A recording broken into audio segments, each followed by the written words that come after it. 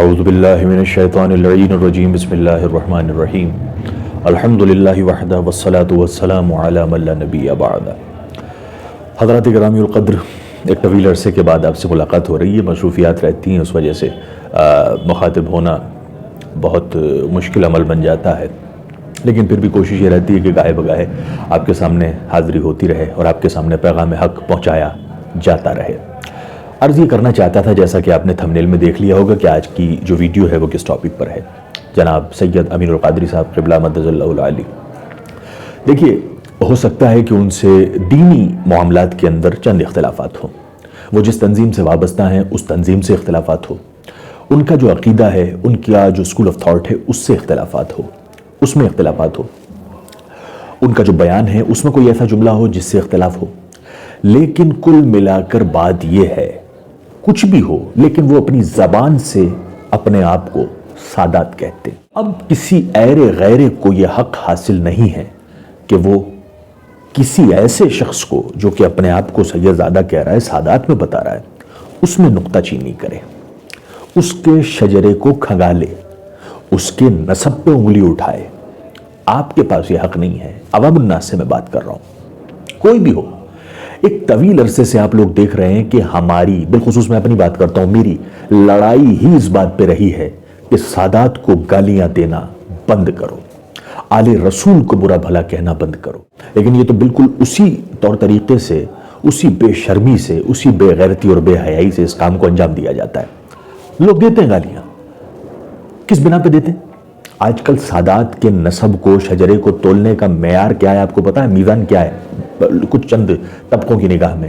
وہ یہ ہے کہ اگر یہ شخص ہماری آئیڈیالوجی سے وابستہ ہے، اسے صحیح کہتا ہے، تو بھیا اگر یہ اپنے منہ سے کہہ رہا ہے میں سادات ہوں تو یہ سادات ہے، یہ کہہ رہا ہے میں مفتی ہوں تو یہ مفتی ہے، یہ کہہ رہا ہے کہ میں عالم ہوں تو یہ عالم ہے، یہ کہہ رہا ہے کہ میں فلاں ہوں تو یہ فلاں ہے، یہ کہہ رہا ہے کہ میں انٹلیکچوئل ہوں تو یہ انٹلیکچوئل ہے۔ اگر یہ ہماری اسکول آف تھاٹ سے وابستہ ہے اور اسے صحیح مانتا ہے تو اچھا صاحب، اگر آپ کی اسکول آف تھاٹ سے ذرا سا بھی اختلاف کرتا ہے اور پھر کہتا ہے میں سادات ہوں تو آپ کے نزدیک کیا پھر میزان ہے؟ پھر ہمیں بھیا اس کو نہیں مانتے۔ ارے کاہے کا سادات، کیسا سادات، کیسا عالم، کیسا یہ، کیسا وہ۔ اس طرح کے جو معاملات ہیں عزیزان گرامی، یہ ہے پریشانی کا سبب۔ آپ کی سوچ اور فکر کے مطابق کوئی شخص ہے تو وہ سب کچھ ہے، ٹھیک ہے، اور اگر نہیں ہے تو وہ کچھ بھی نہیں ہے۔ تو یہ تو بڑا عجیب و غریب مرحلہ فکر ہے۔ میں نے جیسا کہ عرض کیا، بات ہو رہی ہے یہاں پہ سید امین القادری صاحب کی۔ جیسا میں نے عرض کیا، ان سے اختلافات بھی ہو سکتے ہیں، چند چیزوں پہ اعتراضات بھی ہو سکتے ہیں، لیکن وہ اپنی زبان سے اپنے آپ کو سید کہہ رہے ہیں، تو آپ کو کوئی حق نہیں ہے کسی پہ سید زادے پہ انگلی اٹھانے کا۔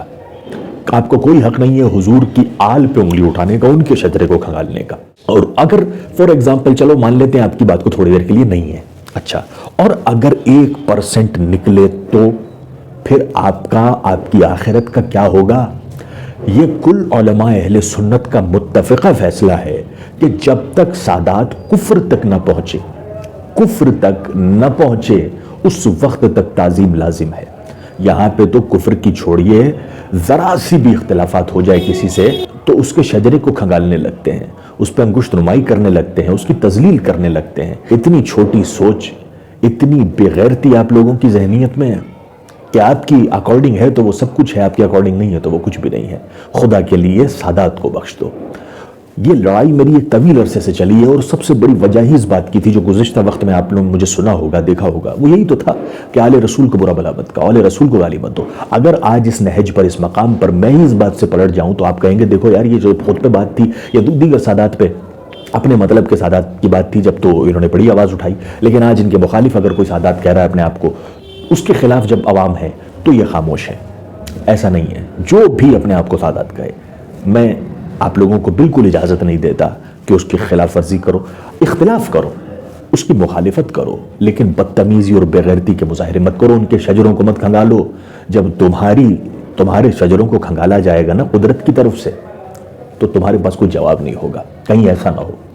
بڑی معذرت اگر کسی کو برا لگ رہا ہے تو، لیکن یہ وہ حقانیت ہے جسے عوام کے سامنے رکھنا بے حد ضروری ہے، خاص طور سے دور حاضر میں، جب یہ فتنے مسلسل ایک سے بڑھ کر ایک فتنے ہمارے سامنے آ رہے ہیں۔ اس ایسے پرفتن دور کے اندر اس بات کو، اس آواز کو اٹھانا بے حد ضروری ہے۔ آپ کا اختلاف ہو سکتا ہے، لیکن آپ کو یہ حق نہیں ہے کہ آپ کسی سادات کے اوپر انگلی اٹھائیں۔ بس یہی معراج کا پیغام تھا۔ کوشش کیا کریں کہ آل رسول سے دعائیں لیں، کوشش کیا کریں آل رسول کو راضی رکھیں، تاکہ آخرت میں آپ کے لیے بخشش کی وجہ بن سکے، بخشش کی ضمانت بن سکے۔